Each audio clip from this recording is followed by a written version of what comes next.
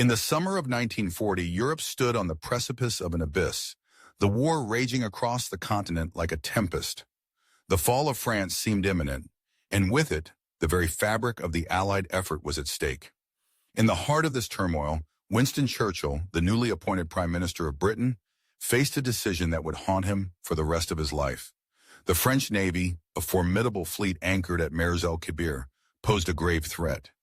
If these ships fell into Nazi hands, they could bolster Hitler's already formidable naval capabilities, potentially turning the tide of the war in favor of the Axis powers. Churchill was a man of conviction, a leader forged in the crucible of crisis. He understood the stakes better than anyone. The British Isles stood alone against the encroaching shadow of fascism. The fall of France had shattered the fragile alliance, and the prospect of the French fleet joining the Germans was a nightmare that could not be entertained. His mind raced with the implications of inaction. The memories of the Dunkirk evacuation, the heroism and desperation of those days, lingered in his thoughts. He could not allow history to repeat itself, not when the lives of countless men and the future of nations hung in the balance. The decision to attack was not taken lightly. Churchill grappled with the moral weight of his order. He had always respected the French and their military legacy, understanding that they had fought valiantly against a common foe. Yet the urgency of the situation overshadowed his personal sentiments. He envisioned a world where tyranny prevailed, where the very essence of freedom was snuffed out. The attack on Mers-el-Kébir was framed as a desperate act of self-preservation, a necessary evil in the face of a greater threat. On July 3, 1940, British warships approached the harbor of Mers-el-Kébir, their guns primed and ready. The French sailors, loyal to their nation and their flag, were caught off guard. They had not anticipated an attack from their erstwhile allies. The British ultimatum was clear: join the fight against the Nazis or face destruction. But for the French, the choice was agonizing.